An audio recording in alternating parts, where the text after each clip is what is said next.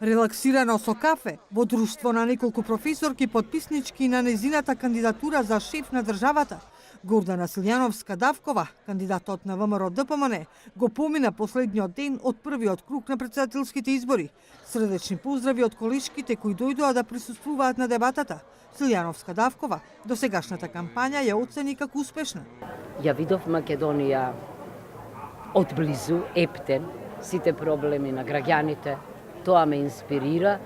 Јас сум задоволна. Не сум уморна, напротив, инспирирана сум за следната битка.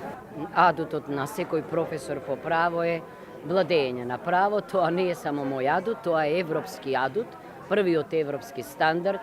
Ни економија, ни безбедност, ни социјална заштита, ни добро здравство, ни образование не може да има ако се што е врзано за политиките во овие области не е втемелено на правото.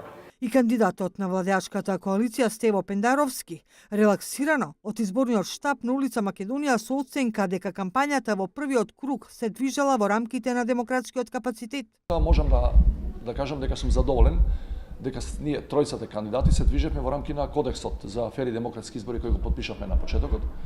Се разбира со вообичаени искричења во дебатите, меѓутоа тоа беше пред се дебата со аргументи, со факти, не се одеше на лична дисквалификација. Значи зборам генерално, мислам дека може да добие преодна оценка и се надевам дека во овој прв изборен круг сите ние тројцата придонесовме за кревање на политичката култура и културата на комуникација меѓу официјалните кандидати за вака висока функција.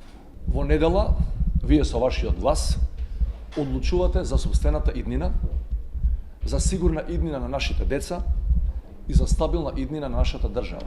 И за кандидатот на Алијансата и Беса, професорот Блерим река, кампањата е коректна.